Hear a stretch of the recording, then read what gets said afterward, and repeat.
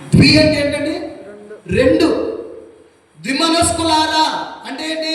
నా సన్నిధిని ప్రేమించేవారులారా, లోకాన్ని ప్రేమించేవారులారా, ఇలాంటి ద్విమనస్కులారా ఏం చేయమంటాడు?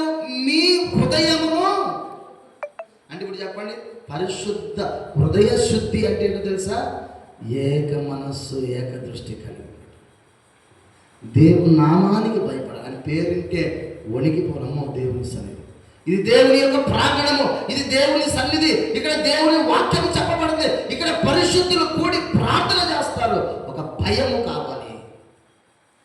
ఉందా భయము? భయం లేదంటే మనము ద్విమనస్కుల. అందుకే అంటాడు, ద్వి మనస్కులారా మీ హృదయములను ఏం చేయాలండి?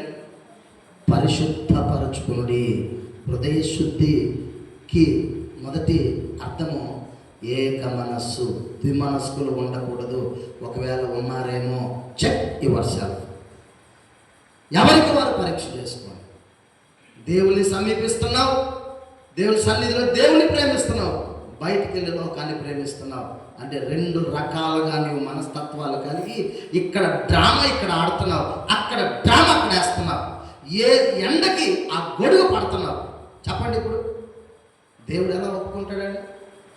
నువ్వు ఇక్కడ ఉన్నా, బయట ఉన్నా, ఇంక ఎక్కడో ఉన్నా, నీ మనసు ఎలా ఉన్నా తెలుసా? ఏక మనస్సు. నువ్వు ఎక్కడున్నా దేవుడు చూస్తున్నాడనే భయం నీలో ఉండాలి. పాస్టర్ గారు చూడకపోవచ్చు, సంఘ పెద్దలు చూడకపోవచ్చు, నీ భర్త చూడకపోవచ్చు, నీ భార్య చూడకపోవచ్చు.